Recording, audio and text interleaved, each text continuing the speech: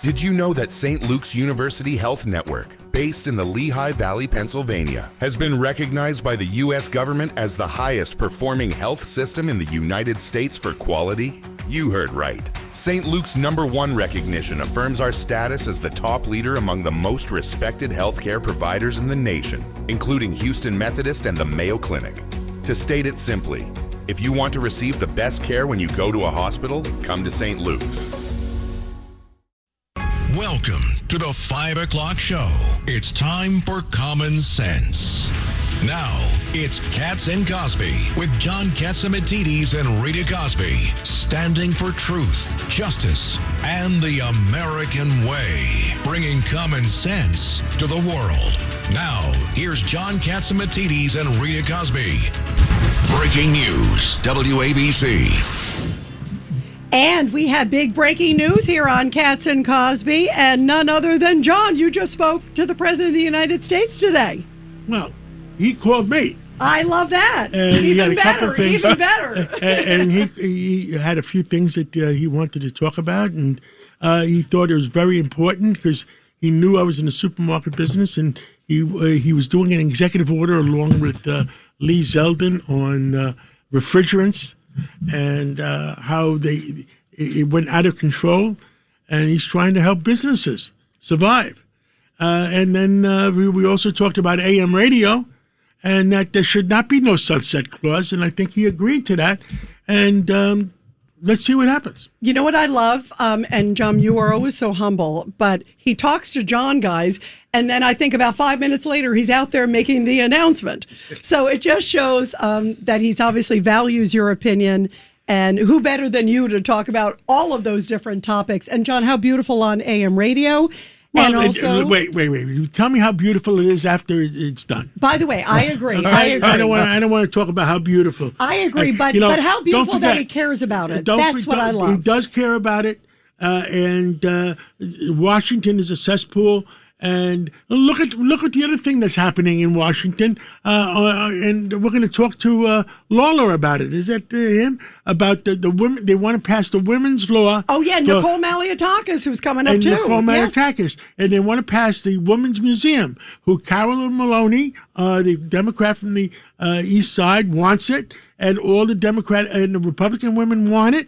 And now, Hakeem Jeffries wants to hold it up. And what's the reason they want to hold it up? This is truly the definition of insanity because it doesn't include transgender. Because right now, as it stands, it's a woman's history museum. By the way, I remember talking with Carolyn at the very beginning of all this. I'm a big fan of a woman's history museum, as we all should be. And it says biological women. And the Democrats, Judge Weinberg, don't want only biological women in a women's history museum. I'm shocked that they'd actually come to that conclusion. Yeah, isn't it? Especially this day and age. What do you think, Ed Next Cox? thing you'll tell me is gambling going on in Rook's Place in Casablanca. It makes no sense. It's contrary to common sense. And that they would block it. That they would actually block it is shocking. By the way, speaking of Democratic lunacy, you also have Graham Plattner, who just came out and was mocking police. It came out just recently. So there's a lot of lunacy on the Democratic side. Calling in from Poland. Yeah, and we have some breaking news on Poland first. Yes, the President Trump just announced a few minutes ago. Go ahead, tell us breaking news. Breaking news, WABC. Yeah, President Trump, as you just said, John, just a few moments ago announced that the new president of Poland, my friend Karol Nawrocki, is now going to be getting U.S. troops, more of them, 5,000 more U.S. troops coming to Poland. They're being moved from Germany. As we know, there's been a lot of problems. Germany, I guess they don't support Trump 100%. Yeah, definitely. They have been so crazy on Iran, and now they're moving them from Germany and moving the 5,000 more to a very devoted, patriotic country Poland, that loves America. Let me tell you something. Poland pays almost 5% of the EU's debt or annual cost. Yeah, and the GDP for NATO and GDP. For NATO. They are huge and they love America. This president and the previous one, they love President Trump. And we have one of our buddies. Yes, we do. Andy Sabin is in Ukraine and Poland. Yep, he's now back in Poland. He's back in Poland. And Andy Sabin, come on in. Hello there, young John and Rita. How are you? I'm in Radmo, Poland, after going to Ukraine. I couldn't actually call you if you wanted. I wanted to from Ukraine. outgoing calls don't work. Texts work from there. So I was trying my phone inside Ukraine. It didn't work. But I'm in Radmo, which is right on the border of Ukraine. It's about 20. And tell us the good things you're doing.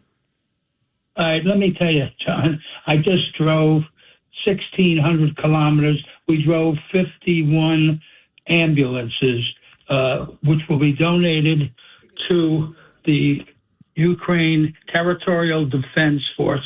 This will make 400. You have to understand the importance of these ambulances.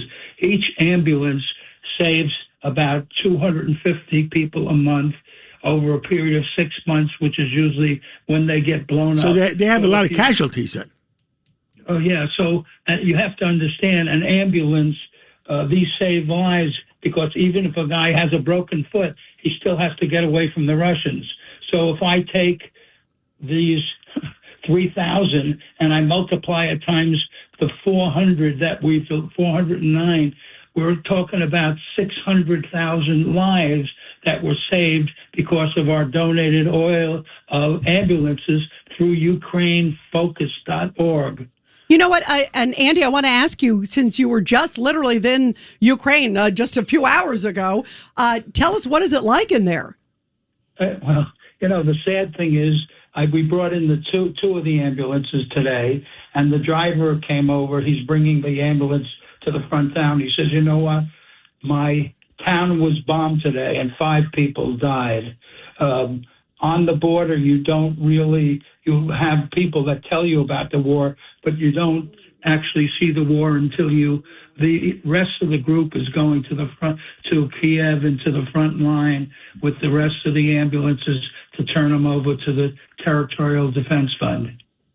Well, I hope those ambulances are used properly. And Andy Zaman, thank you so much for calling in, and thank you for everything you do for the people that need help in the world.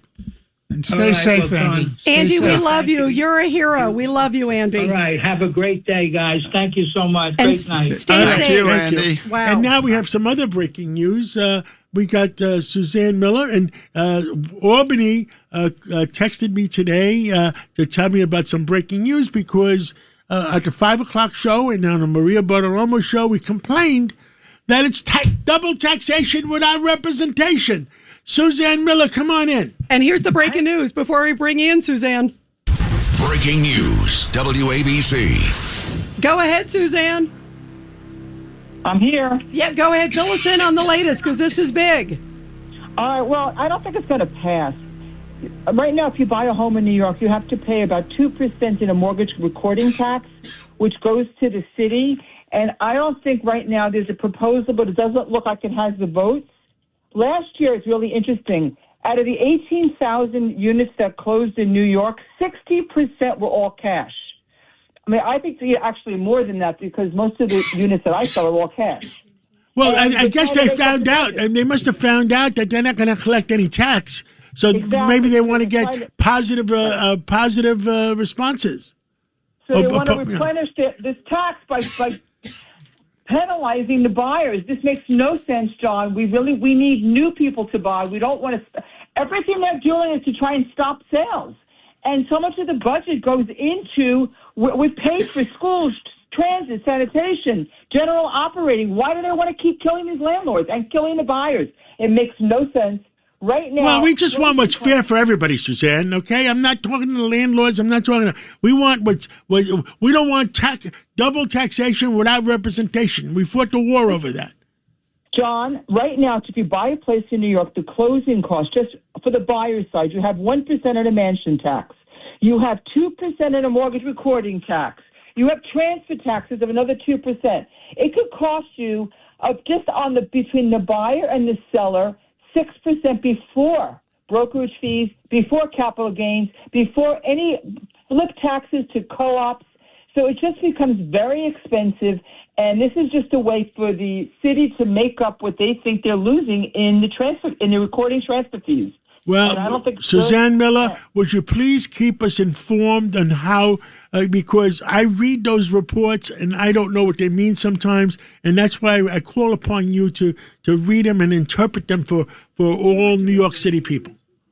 Thank you, John. I love WABC, and I will keep doing it, and that's Thank where you. I get my news. Thank you so much. And Rita, who do we have? Yeah, and by the way, before we bring in our next guest, I just want to also give a shout out to, of course, Mike Sapricone, who we love. Of course, he was a Senate candidate in New York, great businessman, Senate candidate, security expert too, right, Ed? And he is and a now great businessman, by the way. Yeah, great businessman. You're right. Business. And now Washington's lucky to have him because he is going to be the chief administrative officer for the Inspector General's office of the Department of Labor, working there with Anthony D'Esposito, who's the IG there. And how great is that to have Mike Sapricone going to Washington? We're proud of him. He is great. Awesome. He'll do a great job there. And speaking of Washington, obviously back and forth with Iran. Breaking news, WABC. And there are some reports right now. This is coming from Iranian media, and they're essentially saying that they're close to some sort of a deal. Is this going to happen or not? We'll find out. Well, let's go to KT McFarland, former Deputy National Security Advisor. KT, is this just kind of bluster on the Iranians' part, or do you think we're close? Well, the stock market hit an all-time high. By the way, huge numbers today, right, John? That was amazing. Yeah. What do you think, KT? Because President Trump yesterday, and he repeated this today, right after he talked to John on the phone, by the way, which I love.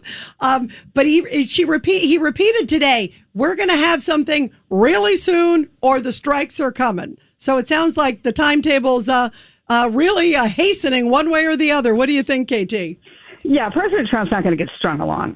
He knows that he can't. He doesn't have a month to solve this, 6 months to solve it. He's got to solve it fast. And there's a couple of things that I think are good indicators.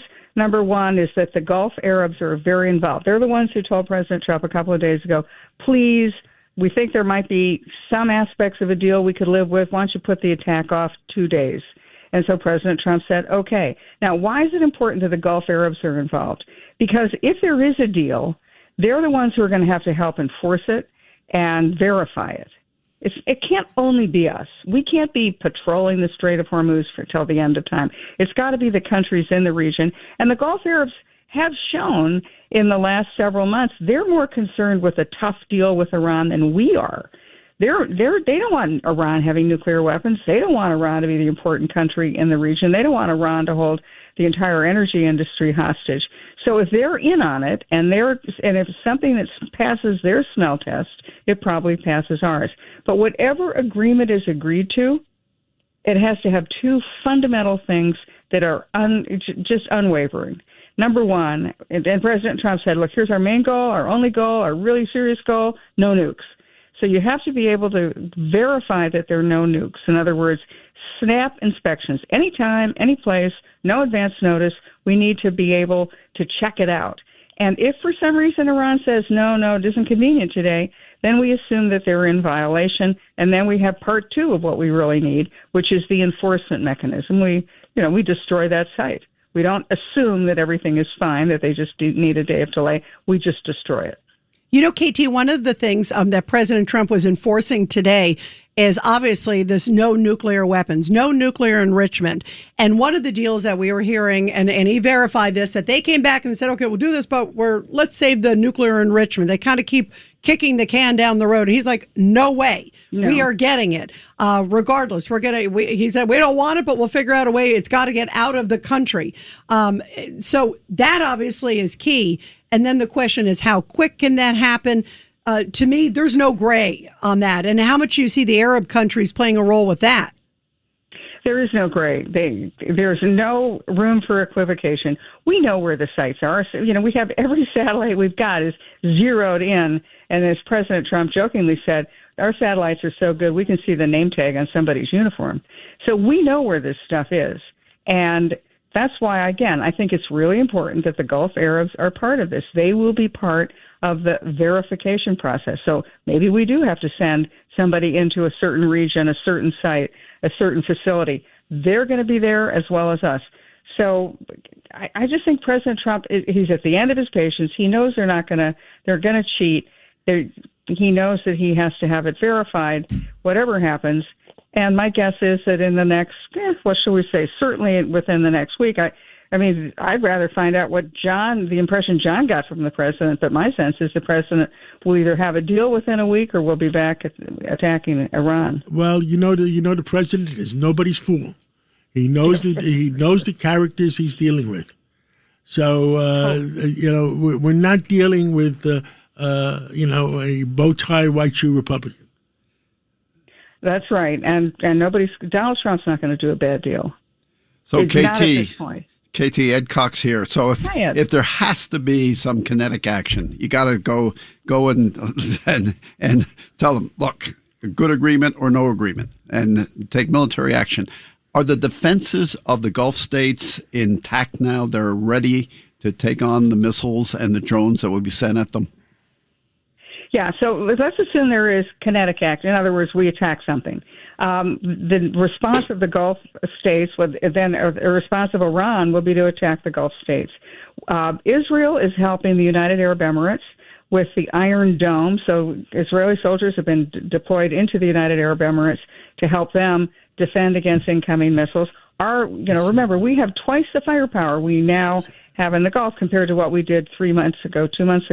So we now have the ability to defend those countries in the Gulf, help defend them. Look, this is not going to be easy. If it was easy, somebody would have done it a long time ago.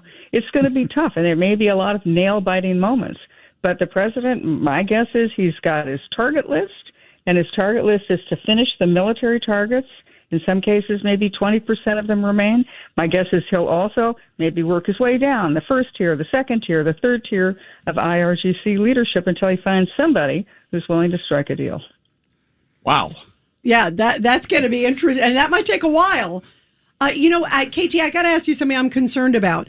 I heard today a lot of reporters were asking questions to the president about unfreezing Iranian assets, that they might want something in return for if they give up the nuclear dust and if they do all this. Is there a chance that we might start unfreezing some of the assets? Yeah, making some sort of deal? Is there anything like that? The president said, I can't, I don't want to, I'm not talking about that. We're not focused on that, but I'm concerned that may come. Well, it's part of a comprehensive deal. In other words, they do give up their nuclear weapons. We do have the ability to confirm and verify. We do keep our forces in the region. We do have a stronger security alliance with the Gulf Arabs. You can see a deal where if all of those things are met, then as President Trump has said time and again, look, we'll embrace you. We want to have you back into the international community. Maybe we have American companies invest in Iran. So I don't think that's out of the realm of possibility, but it's not going to be a first step. It's not going to be a sort of hors d'oeuvre to the main event. It's going to be something that would happen as part of a larger comprehensive meal. That's a good way to put it. I love the whole meal analogy. Well, KT, thank you so much. And let's see what happens. Maybe if the Iranian media is right, which I'm scared to quote them, that's like Baghdad Bob. But if they are right, maybe a deal is soon, and that would be good for the world. All we can do is hope that common sense prevails, and we'll see. And by the way, KT, what was the pulse of your situation on what's going on with Cuba? Because some of the Cuban people are looking for me. The following. I think they're very far along on what the terms of a relationship, what it would look like, how America would invest in developing Cuba. I'm not as concerned with the indictment of a 94-year-old Raul Castro, who by all accounts is physically and mentally pretty incompetent. I think a lot of that was to show the Cuban-American community that, look, we're not going to forgive these guys.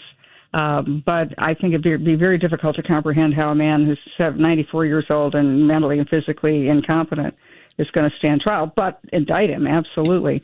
But the conversation, as I understand it, is very far along, and the Cuban people want it. The United States wants it. The only people standing in the way are a bunch of even bureaucrats. Cuba, the message I always get from Cuba is they want to do business and they don't want war. They want to do business. They don't want war. There's a sense of urgency on our part because China is trying to make inroads into Cuba. And Russia, too. And who did Russia say today that they were going to support? They said they were backing Cuba. Okay. Well, good luck with that. Yeah, exactly. Good luck with that, Right. Let's go. KT, we love you. Thank you for coming on. We got to move on. We got Alan Dershowitz on the other line. Thank you, KT. Thank you. Thank you. And let's go to Professor Dershowitz. And Professor, let's pick it up sort of where we just left off with KT. On the legal side, some big news today. Supreme Court saying it's going to allow U.S. companies to seize assets in Cuba. This is a biggie during the revolution. Think about how many people had their assets seized by Fidel. And the U.S. Supreme Court is saying, yeah, you can go ahead. What do you think of this? Well, I think it's terrific. I have friends. I live in Miami much of the year, and I have a lot of Cuban friends, and they are thrilled because many of them had to leave everything behind, and they had to escape, and some of them didn't make it, and some of their relatives were killed in that big stadium.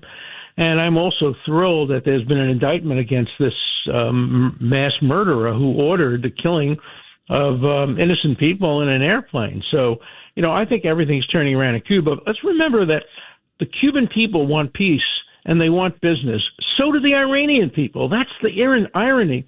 The Iranian people want to make peace with the United States and with Israel. The Iranian people are more pro-Israel than many of the other citizens of the Gulf states. It's just their leaders. Now, Israel bumped off a bunch of their leaders, but now they've been stopped. And I worry that if President Trump doesn't continue and go forward with this, we may be ending up in a worse position than we were in before the war. But I'm hoping that President Trump will do the right thing and continue the military action, allow Israel to continue the military action, and create a situation where regime change from within is possible without a single American boot on the ground. I think that's a realistic possibility, but it's not going to come from a phony deal, which Cuba is going to break. Which Iran is going to break immediately. Judge Weinberg. Alan, good to talk to you again. I want to shift your attention. You have a candidate for Congress in the 35th District in Texas. She's in a runoff, and she's announced that what she wants to do is she wants to round up the so-called American Zionists and bring them into camps, internment camps. Well, what she ought to do is immediately get the help of Liz Warren. Liz Warren will probably go to Texas and campaign for her the way Liz Warren campaigned for the Nazi who's running in Maine. She got on a train or a car. She crossed state lines. She went up to Maine, and she said about a Nazi, quote, "my kind of man, my kind of man." And I'm sure she would say about this woman in Texas, "my kind of woman." Look, if you take seriously the way she's endorsed candidates, she would have gone to Germany in 1932, where Hitler was saying, "I'm going to help the economy. I'm going to help poor people. I'm going to increase minimum wage." And she would probably say, he's my kind of man. She is so single-minded. All she focuses on is her economic issues. Doesn't matter that these guys are Nazis, they're anti-Semites. And, I've known Liz Warren for, 35 years. She is not a nice or decent person. And she represents the state of Massachusetts in the Senate. Professor Dershowitz, I got to tell you, a couple moments today I was watching, she's being cornered by the media, Elizabeth Warren, about now some of these new statements from this Graham Plattner, which just get worse and worse. I mean, first he's like vilifying Jews, he's vilifying police officers. So she's asked today, and she's ignoring the cameras. In other words, hoping it's going to go away, but not withdrawing her endorsement. Hakeem Jeffries. He's ducking it, too. Hakeem Jeffries is ducking it, too. And Schumer. Yes, the only time I've ever seen Liz Warren quiet. Ever. Yeah, exactly. Me too. It was like suddenly she had like a fly was on the wall elsewhere, and she had to go follow it. But even Schumer won't do the right thing. The only couple of people who do the right thing in the Democratic Party, but most of them don't. And that's why I quit the party. I can't be in a party with Nazis. I can't be in a party in which the largest number of vote in Texas goes to somebody who wants to put Jews in concentration camps. I mean, sure, the other Democrats say they're going to expel her from the Senate if she gets elected, but the fact that she got more votes than any other Democrat shows you something about where the Democratic Party is going. Yeah, it definitely does. Well, we have a Democrat here. We've got Governor Patterson. Alan, Do you think that this woman has a chance to win in the runoff? You never know. It's a weird district, and because the district sort of was moved, wasn't it? Huh? Say it again. The district actually was moved, wasn't it? Yeah, parts of it. Yeah, and it doesn't have a history, and she got the most votes running against decent people. Just like Planner is running against the most moderate Republican in the United States Senate, a moderate Republican, and people think he may win the election. If I'm not mistaken, I think maybe the Republican senator from Maine may be the only member of Congress in all of New England who's a Republican. Yes, it is correct. Susan Collins. She is. She is the only one. Massachusetts are all Democrats. Some of them crazy, radical Democrats. Some of them decent Democrats. The best Democrat who ever was from Massachusetts died yesterday. My friend Barney Frank, who I've known since he was 16. I was at his 16th birthday party. I love Barney, by the way. I go back with Barney. And by the way, I had no idea he was gay. He came up to me on a plane one day before he announced and said, "Ellen, I'm coming out." I said, "Of what?" No idea what he's talking about. No, Barney was a great guy, and he was trying to move the Democrats to the center. His most recent book, which will be published in September after the midterms, unfortunately, says the Democrats can only win if they move to the center, even though he's a very strong liberal. I gave the first fundraising party for him when he ran for Congress. I was one of the first people to call him and tell him to run. I was a very close friend of Bob Drinan, Congressman Drinan, Father Drinan, a priest, who was the representative from that district. And so when Bob Drinan was instructed by the Pope that he couldn't be a member of Congress and a priest and decided to be a priest, I called Barney and got Barney to run. And then Joe Kennedy took over his spot. And Joe Kennedy would have been a great candidate, but he was defeated by a non-entity, Markey, who has never done anything in the Senate at all. So, the Democrats just constantly shooting themselves in the foot. It's a mess. Well, Professor Dershowitz, we love you. It's always great to have you here and get your wisdom. We appreciate it. Thank you. Thanks so much. Thank you, Professor. And John, we're going to take a quick break, and then we're going to go to Congressman Mike Lawler. I can't wait for us to ask him. The President of the United States is going to be in Rockland County tomorrow, and let's see what Mike Lawler has to say. A common sense recap of the day's biggest stories. It's John Catsimatidis and Rita Cosby. Katz and Cosby on 77 WABC. Breaking news, WABC. And joining us now here on Katz and Cosby is Congressman Mike Lawler from the great state of New York. And tomorrow he is going to have President Trump in his district. Congressman, it's so great to have you here. And tell us about tomorrow. This is going to be big. Well, thanks for having me, Rita and John. It's good to be with you. This is a historic trip to Rockland County. First time in 50 years a president has come to Rockland for a public event like this. The last president to do so was Gerald Ford during the 1976 campaign. So this is a great honor, a great opportunity for the residents of Rockland County and across the Hudson Valley to hear directly from President Trump about the issues most acutely impacting them and their families and the state of New York. And so I'm honored to have him here, just as I was when President Biden came 3 years ago to Westchester County. So, from my vantage point, when the President of the United States comes, you show up, you engage, you discuss the issues that matter. And I think it's a great opportunity for my constituents. So I'm excited to have President Trump here. What are the big issues in your area? Your area goes from Rockland County, it goes into parts of Westchester?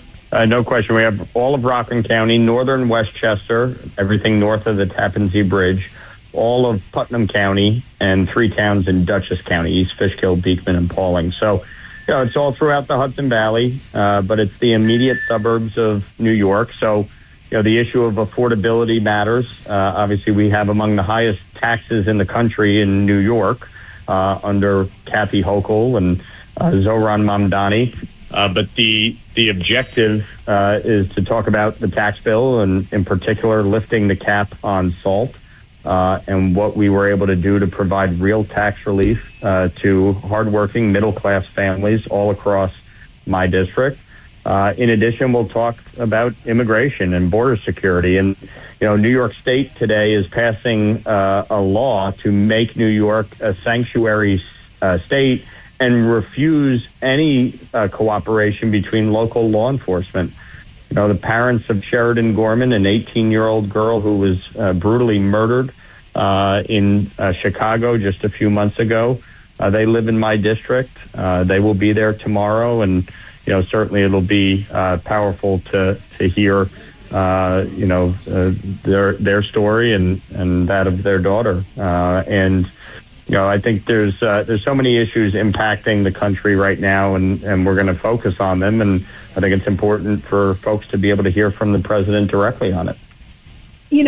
Mike Lawler, you just talked about the family of Sheridan Gorman, and that was such a horrible case where that illegal migrant with a criminal history stabbed her in the middle of the night there in Chicago. And I have such respect for her parents. They have been so courageous. One of the things they just said, Mike, was that they feel the system let them down. And they're speaking out now, not just for, obviously, to honor their daughter, but to really help all American families. Talk about how the system really did let their daughter down. Oh, no question. Under Joe Biden, they allowed over 10 million migrants to flood into the United States, including Sheridan Gorman's killer. And he was detained at the border, released into the country, went to Chicago, committed a crime, shoplifting, was arrested, much like Laken Riley's killer, and then released under these disastrous pro-criminal policies that we see in New York and Chicago and L.A. and major cities around the country, and these sanctuary jurisdictions that refuse to cooperate with federal law enforcement, with immigration officials. And so this man was released back out onto the streets and brutally murdered this 18-year-old girl who had her whole life ahead of her. And so, when I look at the failures of this system, it's not just what was allowed to happen at our border, which President Trump has stopped. We've had almost a year straight of net zero illegal entry into the country. But it is very much the pro-criminal sanctuary policies that we see in states like New York.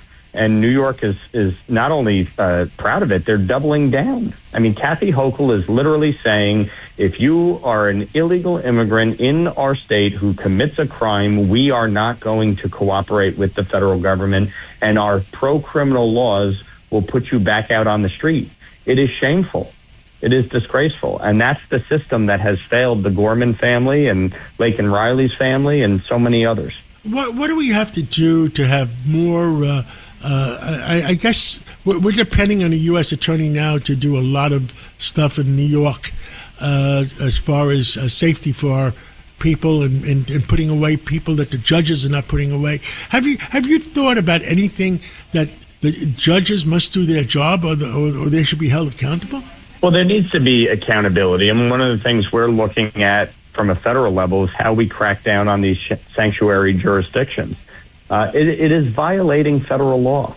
It is basically usurping immigration law from a federal level and making a determination at a state level that we don't need to comply. And this is, frankly, John, what district attorneys in New York have been doing, where they just ignore the law, where they refuse to prosecute certain cases. I mean, you have Alvin Bragg, who just routinely dismisses charges on violent crimes because he doesn't feel that there should be jail time for these people. And it is destroying the quality of life in cities like New York. It has created havoc on our streets. And we continue to deal with the consequences of that. Yeah, but there's no consequences. So I do believe there needs to be accountability, including, by the way, a private right of action. People should be able to sue states like New York if they fall victim to a crime because New York failed to uphold the law. And that is something that we are looking at about a private right of action for these victims and their families. We need something because, and we got to wrap up because we're out of time, but if a judge or a DA allows a criminal that's just committed murder up on the streets and commits another murder, somebody has to be held accountable. Well, do a great job with the president tomorrow, and thank you so much for calling in today, and we'll catch up again soon. Thank you, Congressman. Thank you very Have much, fun John. tomorrow. Thanks, Rita. We Thank will. you. Well, it must be exciting up there tomorrow with the president. That is going to be big. I can't wait to see what happens. That's going to be big. Understand. And the top news of the day, sponsored by Goya Foods, and I love those Goya beans. It's the top news of the day, sponsored by Goya. Here's Rita Cosby. And Goya is the best. And here are the big headlines sponsored by Goya, as you mentioned, John. President Trump says the U.S. will prevent Iran from obtaining a nuclear weapon, warning of very drastic action if needed. And also the Justice Department announcing more than a dozen new indictments in its big fraud crackdown in Minnesota. Prosecutors said the fraud impacted 7 Medicaid programs and cost taxpayers $90 million. That is a lot. And everybody, when we come back, we're going to talk about London. Boy, has they lost their way. If you look at a lot of Islamization of Muslims taking place there. And we're going to talk about that and so much more. Plus also Jamie Dimon and a number of other business folks saying, I don't care what Mondani says. That and much more after the break. You're commuting home with Katz and Cosby. Now, here's John Katzimatidis and Rita Cosby on 77 WABC. And we are back here on Katz and Cosby. Well, so many headlines of late of what's happening, especially over in the UK. King Charles was here, and of course, Keir Starmer sure seems to be in trouble. Talking about all of this is our friend Niall Gardner, a great commentator. He's also the director of the Margaret Thatcher Center for Freedom. And Niall, it's really great to have you here. This is Rita, of course, and John. We also have Ed Cox and also former Governor David Patterson and Judge Richard Weinberg. Fill us in on what's going over there in London, and especially vis-a-vis Keir Starmer, because when the Prime Minister came out, he sounded more like Neville Chamberlain, and you could tell President Trump was so frustrated with him. And then the new election took place with his party, and they're obviously not even happy with him over there, right? Well, Rita, thanks very much for having me on the show today. In fact, I just flew in from London, actually late last night. And you're absolutely right about, Keir Starmer. What a complete disaster he is. He's, certainly in my view, the worst Prime Minister in British history.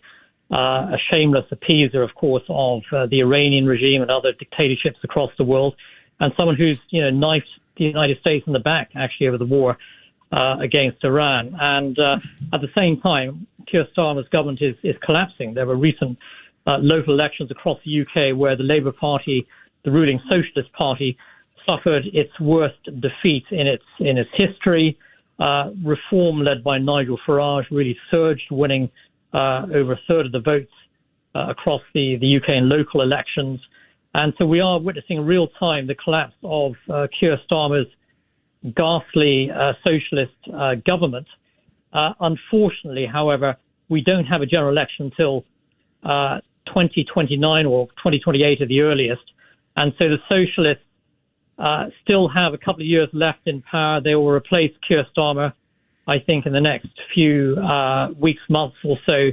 But the fight continues, of course, to get the socialists out of power. They've been a monumental disaster for Great Britain. Niall, what about the Muslim takeover of Great Britain? Last time I was over there, I really almost didn't even recognize London. Yeah, there's, I think, been, 2 decades or so of mass migration into the UK, both illegal and legal, largely from the third world, overwhelmingly Islamic migrants, and parts of London have become, frankly, unrecognizable. The same goes for Paris, Berlin, Brussels, Vienna, The Hague, cities across Europe, the same thing. It's the the huge Islamification of Europe thanks to open borders policies. And, Britain is fundamentally changing, actually, due to these open borders policies. And, it's a real crisis, I think, for the future of Europe. It's a huge threat to the future of Western civilization.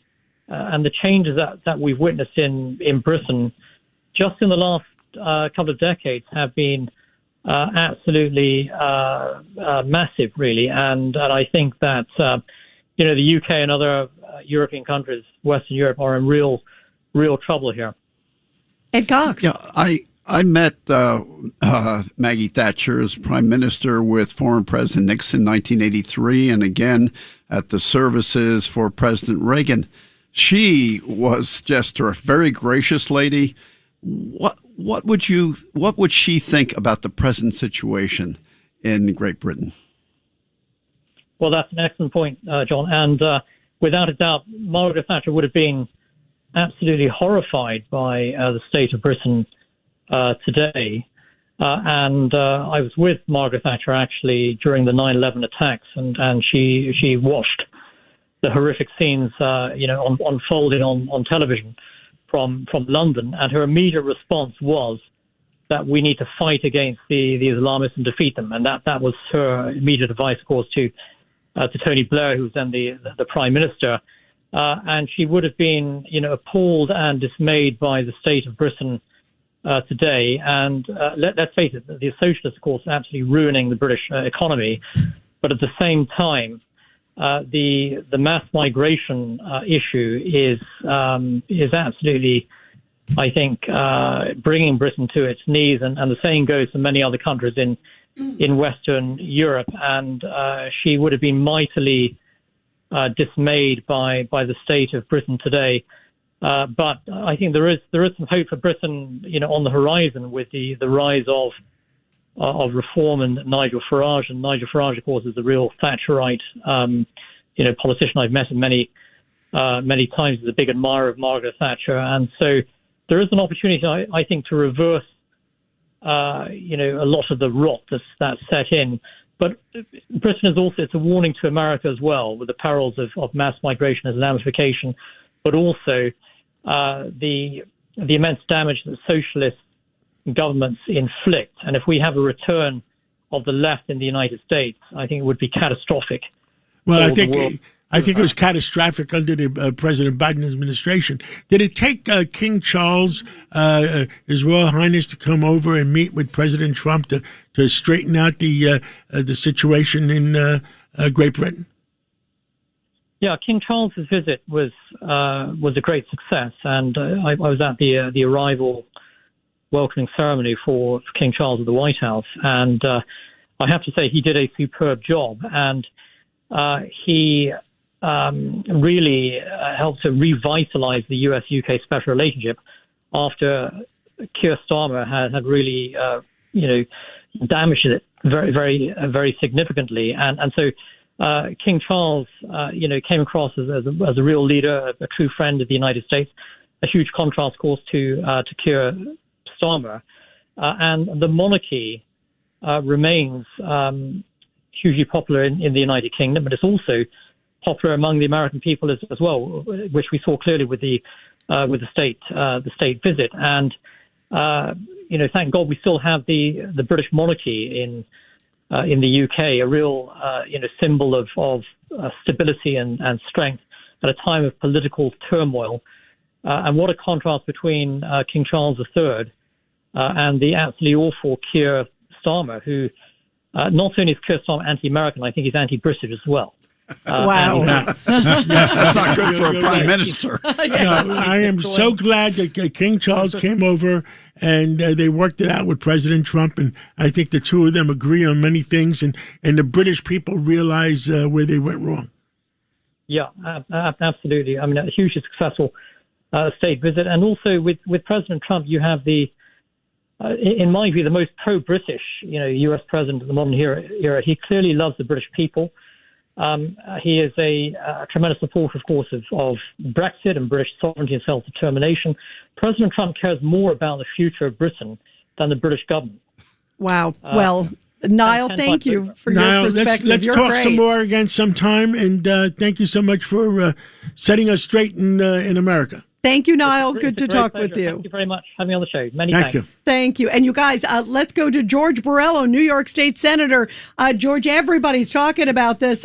J.P. Morgan Chase CEO Jamie Dimon putting out a blunt message to Mamdani saying, I don't care what he says, and stop driving everybody away from New York. What's your reaction, George? Well, look, this is coming from the fact that, the mayor has not led anything in his life, and now he is the head of the largest, perhaps most important city in the world, that is the financial center of the world, and he is actively engaged in driving out those economic engines, those powerhouses like J.P. Morgan, and we're seeing the result of that. Your previous guest was just talking about the scourge of socialism, and this is what you're seeing in action. He is not only too young to remember how socialism spread like cancer. The Mamdani, but he's been indoctrinated himself. In this Ivy League idea that somehow that America should move towards socialism and communism, and we're seeing that it is that capitalism is the enemy, but capitalism is what drives New York's economy, and finances are the Wall Street and the financial sector is the single largest source of income between the income that we receive from the industry itself and the personal income tax that it generates. So this should be a stark warning to New Yorkers that the Democratic Party has been compromised. It has been taken over by socialists and people like Mamdani, who have not had enough experience to be able to understand the tremendous damage they're causing. And I'm glad he has spoken out. We've heard it from other folks like himself, job creators, economic drivers, that they have become, at their wits' end with Mamdani and with the socialist agenda of the Democrat Party, George, especially here in New York State. Senator, I said the same things yesterday. I was on Fox Business with Varney yesterday. I was with Maria on Tuesday, I think. And they're going to be nice, but they're going to keep reducing the exposure in New York City into Florida or Texas. And I said that about our company, Red Apple, that we will reduce our exposure. Why keep all our eggs in one basket? Yeah, we're going to get George just dropped off for a moment, but that was a great point, John, that you made on Maria Bartiromo, where you said, you're looking at Florida, you're looking at a lot of places. Why would any business person take a risk? And the governor, I understand the governor of New Jersey wants to see me. And look, I'll see anybody. Absolutely. And there's a lunch set up, and we may move some offices to New Jersey. Wow. That says a lot, George. Yeah, absolutely. Well, look, we've already seen the flight of the financial sector and so many others to other states. There are now more J.P. Morgan employees in Texas than there are in New York. And again, states like nearby states like Pennsylvania, New Jersey, which are not exactly what I would call red states, that's for sure, but they at least understand the value, and they're not committed to killing the golden goose. Like Mayor Mamdani and Governor Hochul are. That's the real challenge here, is for people to understand that this is not even so much about Republican and George, Democrats. Senator, I'm trying to understand. The governor's office this morning sent me that text about getting rid of that $1 million situation. We tried to have one of our real estate people on to explain it. Do you think any more about it than anybody else? Well, we haven't seen the final what the language is going to be in the final adopted budget. We just voted on our second budget bill, actually really the third, and we still have 8 more to go. So we will see what what is hidden in the language and how it actually plays out.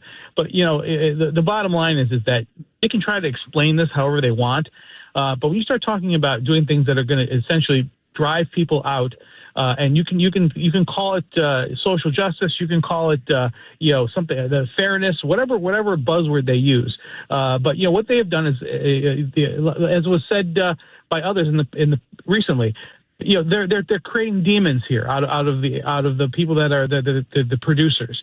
They want to demonize folks because that's how socialism works. You have to have a boogeyman, and the boogeyman are capitalists. and you can try to justify it, but when you're creating class warfare and trying to pit people against one another, it never works out well. That's the bottom line. This will never work out well. It hasn't worked out well anywhere in the history of the world. Judge Weinberg. So, Senator, what's the status of Kathy Hochul and the state legislature Democrats' bill on sanctuary cities and sanctuary states? Well, the breaking news for you, I just literally left the chamber, and it was passed in both houses to essentially make New York even more of a sanctuary state. Oh, my goodness. So wait a minute. So hang on one second. I want to do breaking news on that because that is big. Breaking news, WABC. Tell us again. Go ahead. So it just passed. Explain what that means.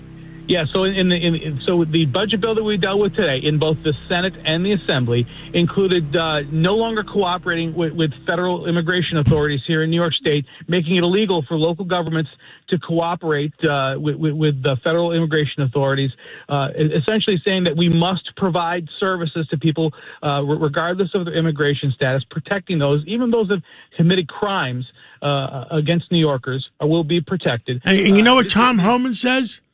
Make my day. Exactly.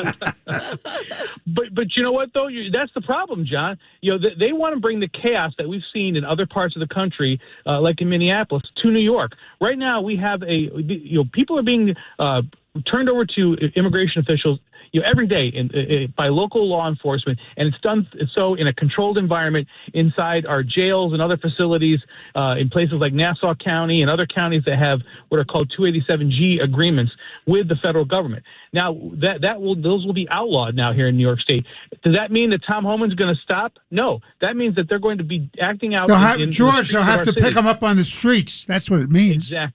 Exactly. So I guess my Democrat colleagues were jealous of the chaos that they've seen in other areas. And they want to bring it. Oh, my goodness. Well, this is a mess. That is a darn right mess. George Borrello, thank you so much for that update. We really appreciate it, sadly, for you to share that news for New York. Thank you. Oh, my goodness. George, thank you.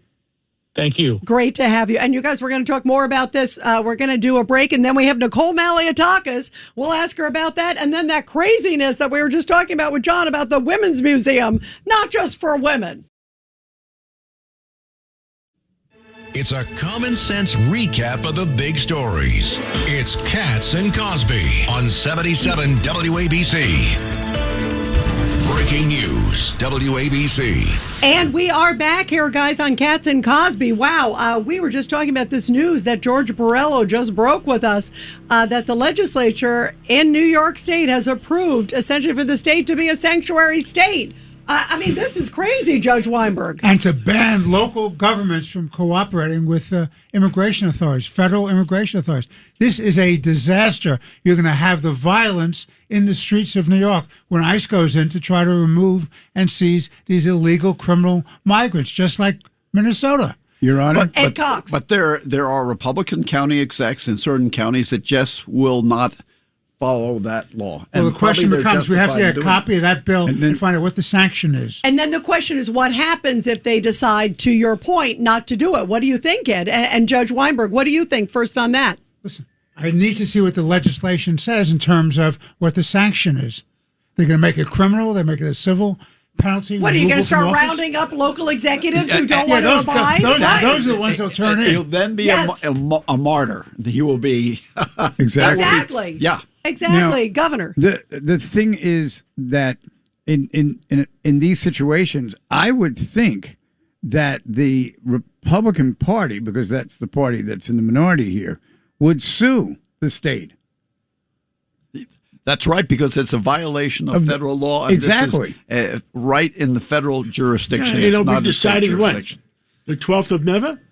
John, I think that might go very quickly. Really? Yeah, I really do. Yeah, that could be interesting. I think the one who should sue is the county executive who said, screw this, I'm not going to obey it.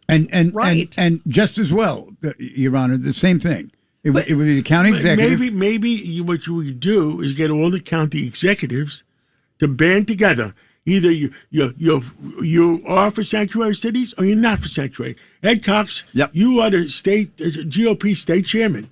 I think you should make a suggestion. You're absolutely right. They defy the law and they say we're going to go ahead and work with ICE, with ICE in order we're going to obey federal law. We're not going to get the worst of the worst out. That's the way to do it. That's what's happening in Nassau right now. That's why it's the safest county in the United States. Sanctuary cities and states are unconstitutional. It violates the Supremacy Clause of the United States with respect to federal immigration law. You make a few phone calls tomorrow. Are you back John, on you got tomorrow? a good idea, John. So you'll report back to all of us tomorrow to a million people listening. Okay, go ahead. Mr. Chairman, I think that you not only should you do what John said, but the person who should step up and let it be known this is going to happen would be your candidate for governor. Yeah, absolutely. He should be leading the charge. That's what he's doing right now. He is working with ICE to get the worst of the worst out of Nassau. Maybe we should try to have Bruce Blakeman on tomorrow. That's a By great the way, idea. Bruce Blakeman is going to be the speaker at the Southampton breakfast this week. Oh, fantastic. The hottest breakfast in town. Absolutely. You know what I want to remind everybody, and you hit this with George, the key is it's not safe for the community when you have these type of barriers too. It goes into the streets. Exactly, because it forces ICE to do what happened in Minneapolis because they had to wait till they got into the streets to arrest them, as opposed to getting the worst of the worst, to your point, in jail. And you know what they're doing? Then it doesn't cause the hassle and it doesn't cause all these problems. And really, you know what they're doing as we speak?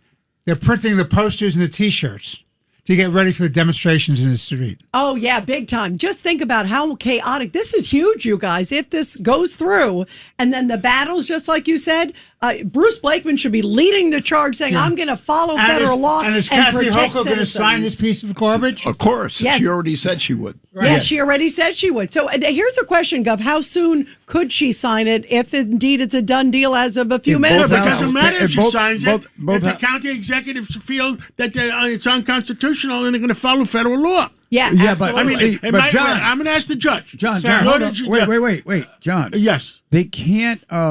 You can't start. They're not going to start an action before she signs it. Yeah, she has to sign it. She has to sign it to become a law. Yes, so let me go back to my question. Yeah. When could she sign it? How soon? As with both houses passed the measure, she could sign it tonight. That's what I thought. So That's then right. She will. So then what happens? So then you guys, to John's point, then there could be action as soon as it's signed. So what you do is you have the announcement by the county executives and the mayors that we will not cooperate. Yeah, the county executives that want to have law and order in their counties, they have to speak up. And enough of this crap in where you have certain people in the state controlling the entire state. One-party state. This is what you get when you have one-party state. You have one-party lunacy. That's what you get. That's what you get. This is crazy. Well, listen, we're going to have to get Bruce Blakeman on tomorrow, John. I agree. And give us an update tomorrow, too. Boy, it's getting hot. You bet. All right. Love that, you guys. This is scary. Well, anybody else have anything to say? Great show. What do we stand for? Truth, justice, and the American way. Woo! Thanks for listening to Katz and Cosby with John Catsimatidis and Rita Cosby. You can hear Katz and Cosby weekdays at 5. It's the 5 o'clock show on 77 WABC. If you like the podcast, share it with your friends and listen anytime at WABCRadio.com and download the WABC Radio app. Hit that subscribe button on all major podcast platforms. Plus, follow WABC on social on Instagram, TikTok, Facebook, and X. See you next time for a new episode so you never have to wonder. What the heck is going on here?